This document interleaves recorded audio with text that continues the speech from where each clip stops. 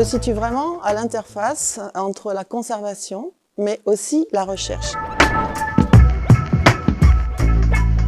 Le service du patrimoine historique a pour mission principale la conservation, la gestion et la valorisation des collections universitaires. Le service est composé de 4 personnes. Véronique Bourgade qui est chef de service, Audrey Théron qui est chargée de collection muséale, qui s'occupe principalement de l'instrumentation scientifique, Caroline Lou qui est responsable scientifique de l'herbier, et moi-même qui suis régisseuse des collections et chargée des collections de la faculté de médecine. L'herbier de Montpellier est l'un des plus importants en France. Il comprend entre 2 et 3 millions d'échantillons. Il est inclus dans un bâtiment qui fait 6 étages et en gros 5 km de rayonnage. Voilà, donc c'est faramineux. Je coordonne sur le plan administratif, juridique et matériel la logistique des mouvements des collections, c'est-à-dire soit lors de prêts vers des institutions extérieures, soit lors de déplacements in situ à l'Université de Montpellier. Donc il y a un convoiement qui est quand même mémorable dans ma carrière, qui est quand même en fait un convoiement au Met à New York.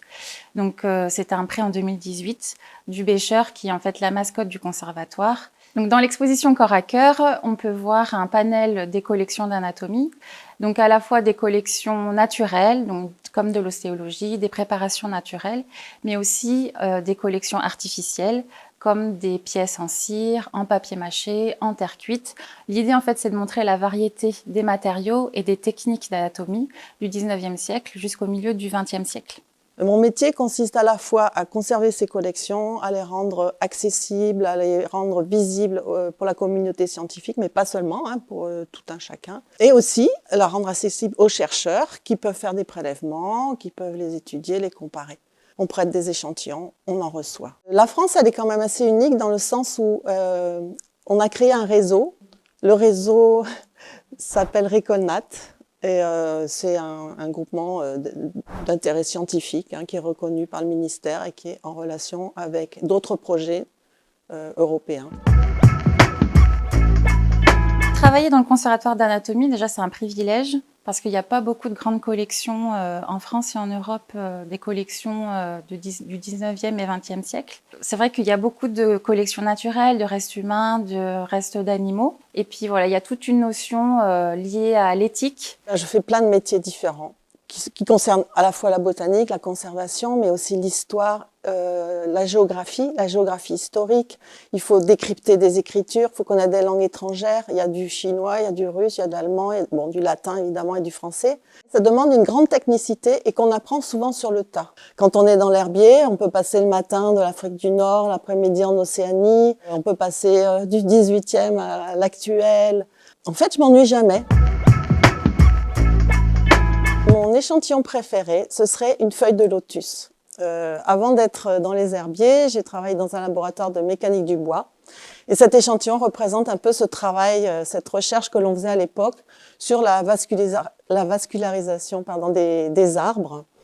Et donc, il s'agit d'une feuille qui a été prélevée dans le jardin des plantes de l'université. Et la personne, qui était à l'époque le directeur du jardin, a injecté de l'encre dans 2 sur les 6 canaux pour essayer de voir comment se répartissait l'encre, s'il y avait des échanges entre les vaisseaux et tout ça. Et ça, on le voit sur la feuille d'herbier. Et pour moi, c'est là vraiment où ça lie conservation, recherche. C'est l'échantillon type idéal pour ça.